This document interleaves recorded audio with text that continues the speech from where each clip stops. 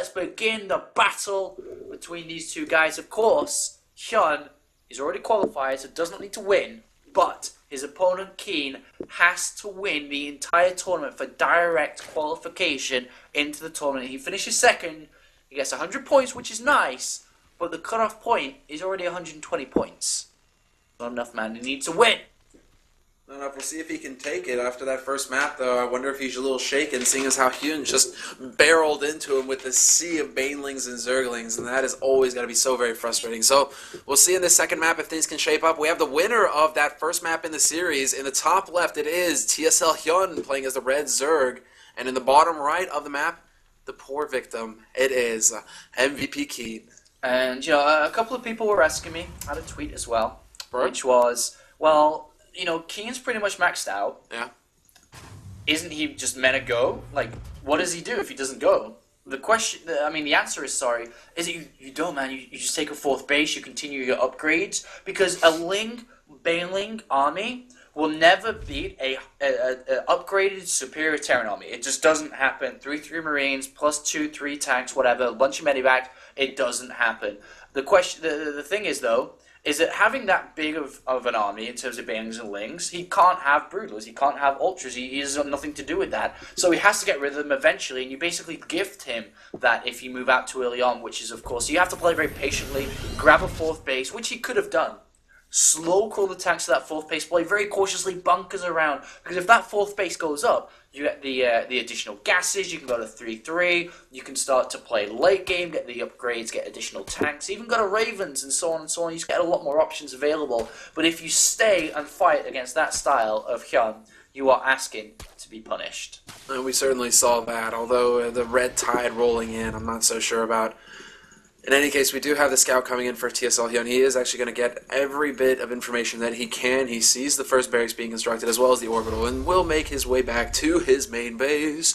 We do have the same thing going on for MvP.Keen, actually. He is going to get his scout.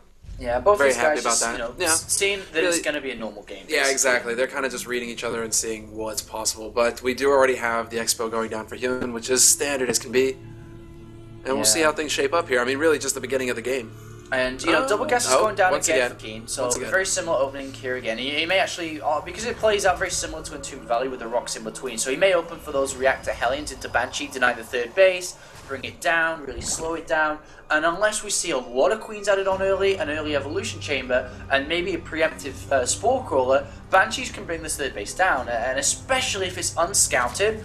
And let's say, for example, 2 Banshees just shoot out of nowhere, and he spots them halfway across the map, that third base is actually going to die. So this is becoming an opening that a lot of players are using now, because it gives you the third command centers after it really early on, but it also gives you an option of something, instead of just sitting back behind tank lines or something along that. So, nice little opening here, I suppose Keen will use again, but of course, he can easily use something else, could use the gas into double engineering bay, it's another option. But with double gas, it has to be something. Cloak Banshee, double engineering bay, surprisingly maybe an early tank, which is the less likely option to be here. But we see 3 Queens, and once again, with that very quick hatch, that macro hatch going down, so perhaps we're going to be seeing a bit of the same style out of Hyun with that early Ling, Bane, not aggression, but perhaps map control coming from that. And also another thing to point out is that if his creep spread isn't up to snuff because it's been denied by Hellions, he's never going to be able to defend properly that third base. You know, say if the Banshee shows up, the Queens are going to take an age to get over there.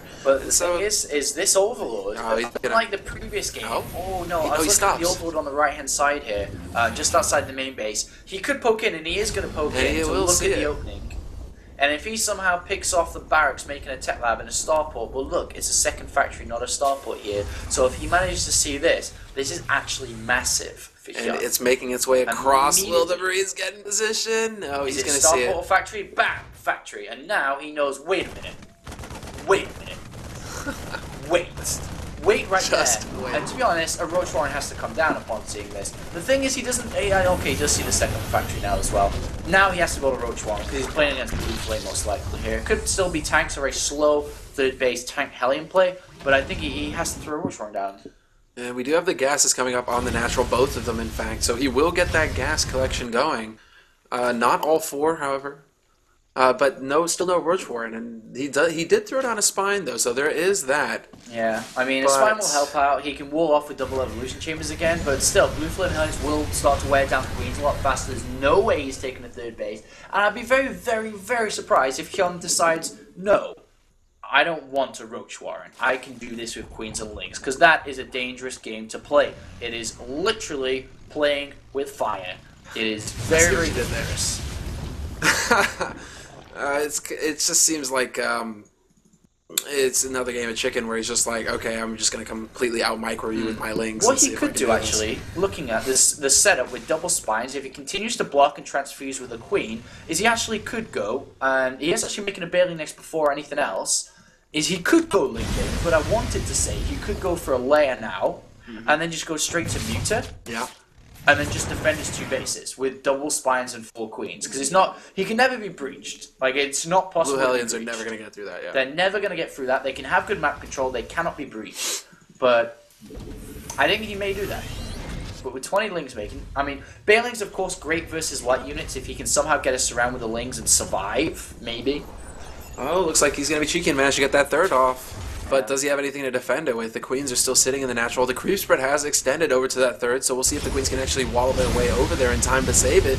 But for the time being, look at this. That many Blue Flame Hellions, that's going to be very difficult to deal with. Yeah, and you can always hug the mineral lines too, and that hatchery is going to have to get cancelled here. And 10 Bailings, that's a lot of Bailings. He may try to use Link Bailing against it. Instead of saving all that gas for the Muta play, which could have been a different option to go harass, I think he's going to try to get us around. He's trying to catch him. Oh, he's trying to catch him. This is so dangerous to play with this. Oh, can he make it though? The Baneling's not quite going to connect. Good reactions from Keen. He's able to kite away. This is such a risky maneuver to use Banelings. But then again, he's caught him in a sack. He is cornered. But there's still a lot of maneuverability for these kinds off creep around these mirror lines. Oh, and they sniped the drone as well, once again denying that third. Oh, this is so very dangerous. Yeah, exactly that. And we still have no Spire, no proper tech coming out. There it is. The Spire goes down immediately. But did he waste money on Oh! Can he catch him? Can he catch him? He's trying to hold it, but manages to connect. Does reduce the number down to 4 and 2. So it looks like his gambit did work out in the end, but quite an investment going into that. Yeah, that's a really big investment, considering if a Roach Warren and 2 Roaches were there, like they push it back the same. So that's an interesting use of gas. Now he doesn't really have any power punch, he doesn't have double upgrades, he doesn't really have a good amount of units to build, but he does now have a third base being built. The Overseer now being made, is in Keen's main base.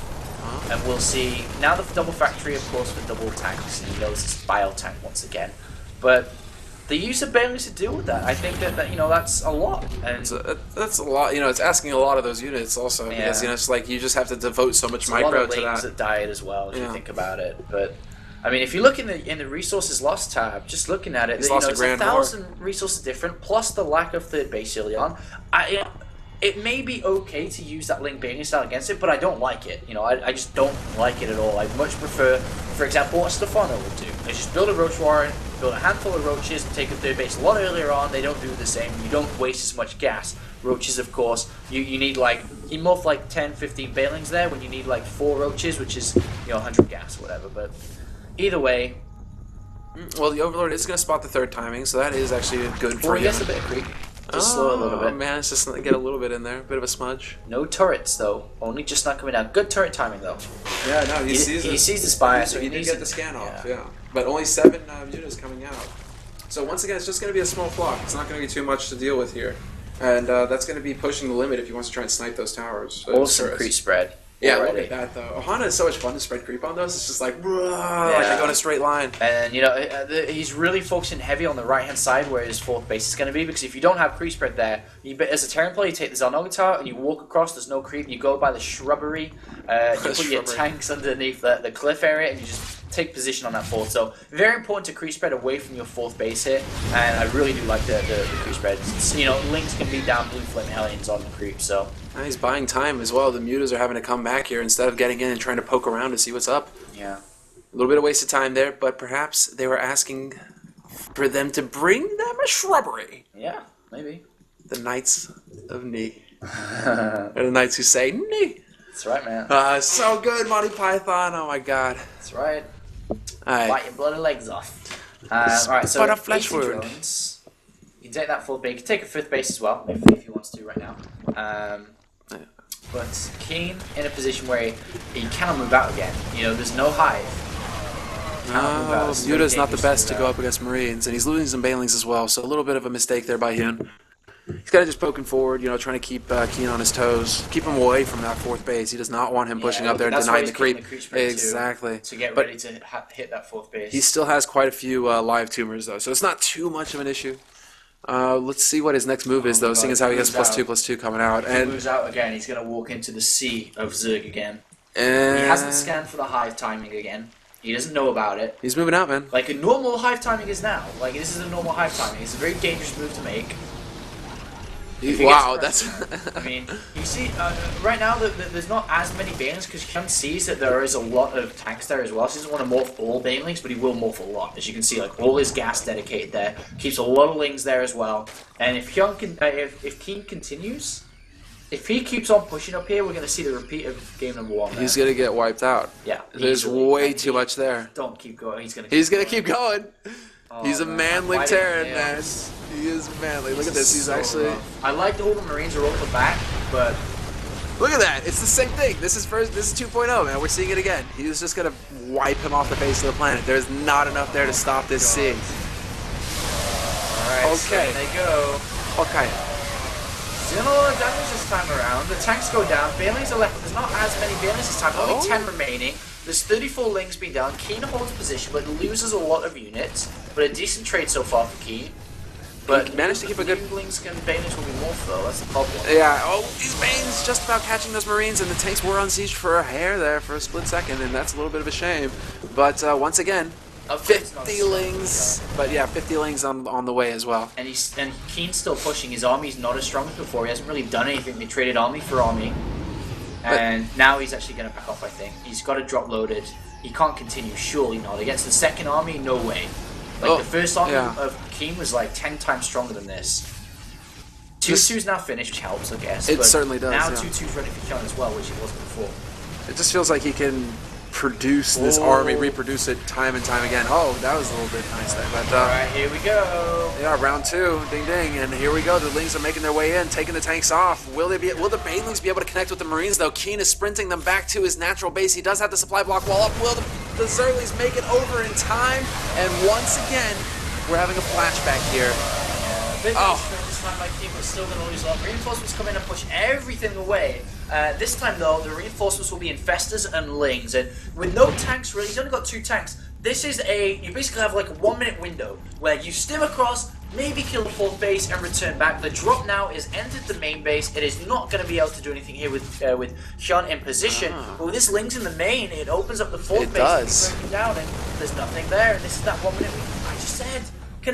This is it. He might be able to. The Lings are streaming across. They're going to have to buy some time. It doesn't look like they'll be able to, though. Oh, no, not even Lings. It's drones. Yeah, drones aren't supposed to be there.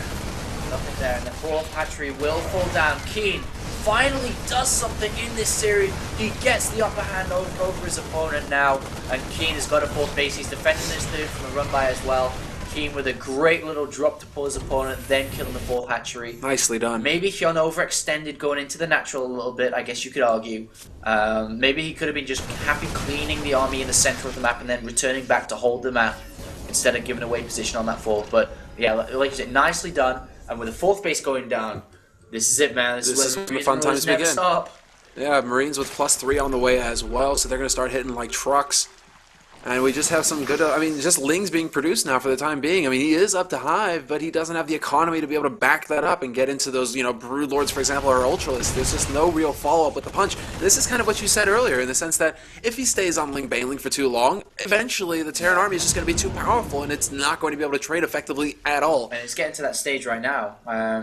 We actually did see the Keen scan the main base, saw Spire and Hive, saw no Great Aspire, so I guess he can presume maybe that we're going to see Ultras. We have a Ghost Academy coming down, which is interesting. I guess he can use to try to snipe, pick off, cloak, get rid of the Infestors.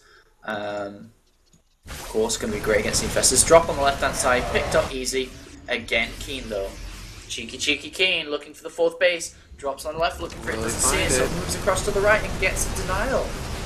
This is awesome. Is it going to? Yes, it did get cancelled, and it looks like this is what Hyun's answer is. He's going to go ahead and stream into the 4th and clean up this little defensive force. He's going to force Keen back. He is moving across the map, but only to deny the 5th, it would appear. Or the 4th from Hyun now. But right now, though, Keen is moving across. He knows the army is elsewhere, and he moves up now and can get position on the 3rd base. Exactly that. He's going to get great positioning now, cutting the 2 bases in half and basically forcing them into a funnel where the Lings are going to have to run into siege tanks, and that's never a good idea. 40 Lings and 6 Banelings coming. Will there be enough? I don't think so, as +3 Marines are going to be out shortly. GG called, and Keen